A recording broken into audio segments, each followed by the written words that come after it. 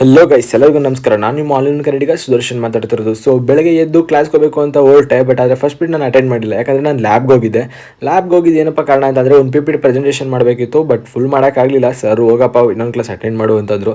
So class ಎಲ್ಲ ಮುಗಿಸ್ಕೊಂಡು ವಾಪಸ್ ಮಂಡ್ಯಕ್ಕೆ ಬರಬೇಕಾದ್ರೆ ನಾನು ಸಿಟಿ ಬಸ್ಸಲ್ಲಿ ತುಂಬಾ ರಶ್ ಇದ್ದರು. ಯಾವ ರೀತಿ ಅಂದರೆ ಬಾಗಿಲಿಗೆ ನೇತಾಕೊಂಡು ಬಂದಿದ್ದೀನಿ. ಸೊ ಅದಾದಮೇಲೆ ಈ ಒಂದು ಡಿಸ್ಟಿಕ್ಕಿಂದ ಡಿಸ್ಟಿಕ್ ಹೋಗೋ ಬಸ್ಸಲ್ಲಿ ರಶ್ಶೇ ಇರಲಿಲ್ಲ. ಸೊ ಸ್ವಲ್ಪ ಹೊತ್ತು ಮಲ್ಕೋಣ ಅಂತ ಮಲ್ಕೊಂಡೆ, ಬಟ್ ಅದು ತುಂಬ ಹೊತ್ತು ಮಲ್ಕೊಂಡಿದೆ. ಅದೇ ನಿದ್ದೆ ಮಂಪ್ರಲ್ಲಿ ನಾನು ಜಿಮ್ಮಿಗೆ ಬಂದಿದೆ. ಸೊ ಇವತ್ತು ಶೋಲ್ಡರ್ ವರ್ಕೌಟ್ ಇತ್ತು, ನನ್ನ ಫೇವ್ರೇಟ್. ಇದು ತುಂಬ ಜಾಸ್ತಿ ಮಾಡ್ತೀನಿ, ಬಟ್ ಆದರೆ ಇವತ್ತು ಯಾಕೋ ಸ್ವಲ್ಪ ನಿದ್ದೆ ಮಂಪ್ರಲ್ಲಿ ನಾನು ಜಾಸ್ತಿ ಮಾಡೋಕ್ಕಾಗಲಿಲ್ಲ.